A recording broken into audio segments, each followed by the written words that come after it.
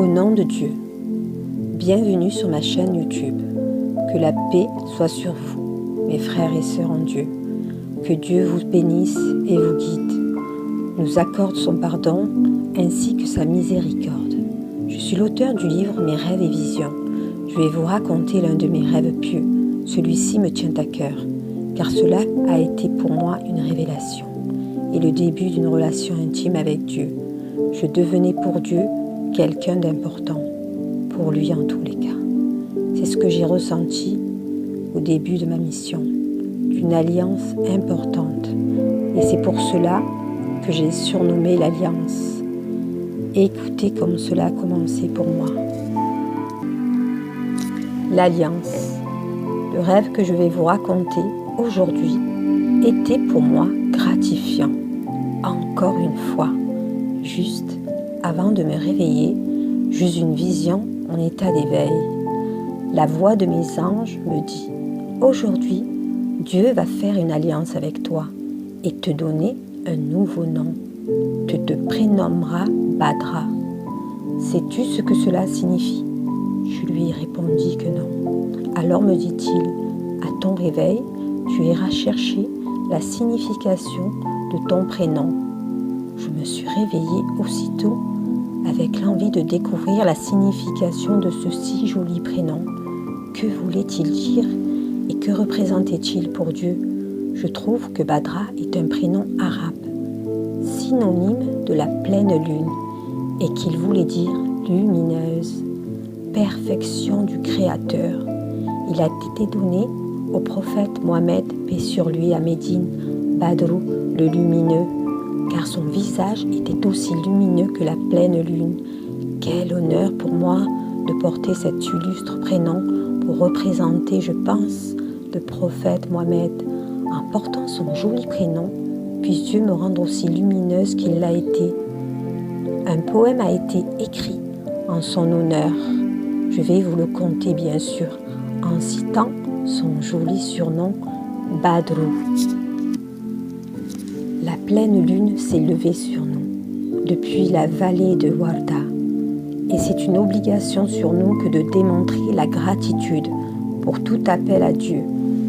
La pleine lune s'est levée sur nous, depuis la vallée de Warda. C'est une obligation pour nous de démontrer tout appel. Ô toi, envoyé parmi nous, qui est venu avec l'ordre qui sera obéi, les exhortations, conseils, commandements. Tu as apporté la noblesse à cette Médine ville. Bienvenue au meilleur appelant à Dieu. Le dernier conseil du prophète Mohammed à l'humanité. Allah a dit « Rappel, car le rappel est profitable pour les croyants. Je n'ai créé les djinns et les hommes que pour m'adorer. » Coran, sourate 51, verset 56. Allah a dit « Par le temps, l'homme va assurément à sa perte, sauf ceux qui croient et font de bonnes œuvres, et ils se recommandent mutuellement la vérité et la patience. » Coran 130. Allah a dit « Quiconque obéit à Allah et à son messager Mohammed, paix sur lui, obtient certes une grande réussite, et quiconque désobéit à Allah et à son messager aura le feu de l'enfer pour y demeurer éternellement. » Sourate 33, verset 71, sourate 72, verset 23. Le prophète a dit « Les visions pieuses sont la 46e partie de la prophétie. Depuis la mort du prophète, en 632, la prophétie s'est achevée. Rien ne peut être ajouté ou modifié si ce n'est le rêve pieux, car le rêve est un moyen d'accès au message divin, à la table gardée, où se trouve consigné tout ce que Dieu a décidé pour la créature, depuis les origines jusqu'à la fin des temps. Ce grand livre divin contenant le savoir du passé et de l'avenir, gardé par des anges. L'esprit du rêveur aurait en effet accès à cette tablette céleste sur laquelle tous les décrets divins sont inscrits donc aussi concernant l'avenir. L'expérience onirique atteint ainsi quelque chose d'un savoir révélé. Les rêves pieux sont des messages envoyés par Dieu. Ils viennent prolonger de quelque manière la prophétie elle-même. Voir le prophète en rêve, c'est le rencontrer en réalité, car Satan ne peut pas prendre son apparence véritable. Cela signifie que pour le rêveur, cela est l'annonce d'une bonne nouvelle. Car cela veut dire qu'il verra le prophète dans l'au-delà et lui annonce le paradis par cette vision qui est une grâce divine. Et lorsque Dieu lui fait voir dans le rêve quelque chose qui lui plaît, comme les anges ou les prophètes, cela est une bonne annonce pour le rêveur, car cela veut dire qu'il est aimé de Dieu et cela est une bénédiction pour le rêveur. Il existe des codes et symboles pour interpréter certains rêves. On parle ici de codes reconnus et répertoriés dans les traditions islamiques. Évidemment, je pense qu'il existe des codes dans les autres religions. De génération en génération, on raconte que telle chose rêvée représente telle chose dans la vie réelle. Toute une série de symboles inventoriés peuvent nous aider à les interpréter. Des personnes extrêmement savantes et sages avec énormément de connaissances ont écrit des choses intéressantes sur l'onirocritique, c'est-à-dire l'interprétation des rêves. Dans notre tradition islamique, je citerai par exemple Mohamed ibn Sirin, qui a vécu au 7e siècle et qui semble être celui que la tradition populaire est la plus retenue. Cette personne avait une grande clairvoyance et un grand discernement, mais c'était avant tout un véritable musulman qui appliquait la parole du prophète à la lettre et s'en servait pour régir absolument tout dans sa vie. Il était proche des compagnons du prophète. C'était d'ailleurs le transcripteur de certains. Un livre très célèbre d'interprétation des rêves lui a été attribué. Nous avons expliqué que les croyants sincères qui se donnent à Dieu bénéficieront de ses bienfaits dans cette vie avant d'entrer au paradis. Une des bénédictions les plus importantes est la promesse de bonnes nouvelles aux croyants. Et de nombreux versets parlent de la promesse que Dieu a faite du paradis et de l'annonce de cette bonne nouvelle aux croyants. Leur Seigneur leur annonce de sa part miséricorde et agrément, et des jardins où il y aura pour eux un délice permanent. Coran, sourate 9, verset 21. Il y a pour eux une bonne annonce. Dans la vie d'ici-bas, tout comme dans la vie ultime, il n'y aura pas de changement aux paroles d'Allah. Voilà l'énorme succès. Coran, sourate 10, verset 64. Les cœurs des croyants qui ont foi en ces bonnes nouvelles ont confiance à la faveur que trouveront les bonnes œuvres auprès de Dieu, en l'imminence de ses bénédictions. Ils sont emplis de joie. Le Coran affirme que les croyants recevront aussi de bonnes nouvelles par les anges, les fidèles serviteurs qui croient sincèrement à Dieu et ne lui associent rien, qui obéissent avec attention aux conseils et commandements du Coran et veulent vivre selon ses enseignements moraux, peuvent espérer cette bonne nouvelle. Certes, cette bonne nouvelle est une joie indestructible pour tous ceux qui croient et désirent ardemment le paradis. Ainsi, nous le lisons dans le Coran. Ceux qui disent « Notre Seigneur est Allah » et qui se tiennent dans le droit chemin, les anges descendent sur eux. N'ayez pas peur et ne soyez pas affligés, mais ayez la bonne nouvelle du paradis qui vous a été promis. Nous sommes vos protecteurs dans la vie présente et dans l'au-delà. Et vous y aurez de ce que vos âmes désireront et ce que vous réclamez, un lieu d'accueil de la part d'un très grand pardonneur et un très grand miséricordieux. Coran 41, versets 30 à 32. Dieu a aussi confié au prophète la mission d'annoncer la bonne nouvelle. Dans la sourate El-Hassab, verset 47, Dieu commande au prophète, paix sur lui, de proclamer que les croyants recevront de Dieu une grâce. Dans la sourate Yassine, verset 11, il révèle que ceux qui suivent le Coran et le craignent auront un pardon et une récompense généreuse. Dans la sourate Al-Zuman, verset 17, il déclare que ceux qui s'écartent des fausses divinités reviennent à Dieu, auront la bonne nouvelle. Dans la sourate Jonas, verset 2, Dieu dit qu'il a révélé à son messager d'avertir et d'annoncer la bonne nouvelle aux croyants, qu'ils ont auprès de leur Seigneur une présence imméritée.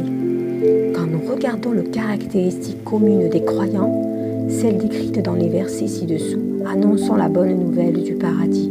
Nous voyons qu'il y a des gens sincères qui sont extrêmement proches de Dieu, qui reconnaissent leurs faiblesses, obéissent au Coran et aux prophètes, paix sur lui, et craignent Dieu. Les rêves pieux est un don, une distinction, une faveur d'Allah, qu'il soit glorifié et purifié.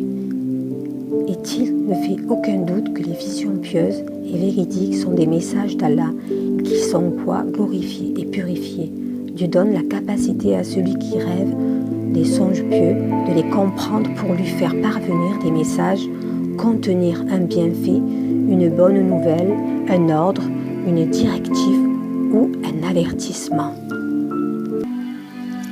L'existence des bien-aimés d'Allah, Waliya, c'est lui qui connaît le mystère. Il ne dévoile le mystère à personne, sourate Al-Jinn, sauf à celui qui les a agréés comme messagers et qu'il ferait précéder et suivre de gardiens vigilants, les anges. Le prophète a dit, il ne subsistera de la prophétie que les annonciateurs. Ils demandèrent, et qui sont les annonciateurs, prophète Allah? Ce sont les rêves pieux, Bukhari Muslim. Dieu a dit, nous n'envoyons de messagers qu'en annonciateurs et avertisseurs. Ceux qui croient donc et se réforment, nulle crainte sur eux, ils ne seront point affligés. Sourate les bestiaux, verset 48.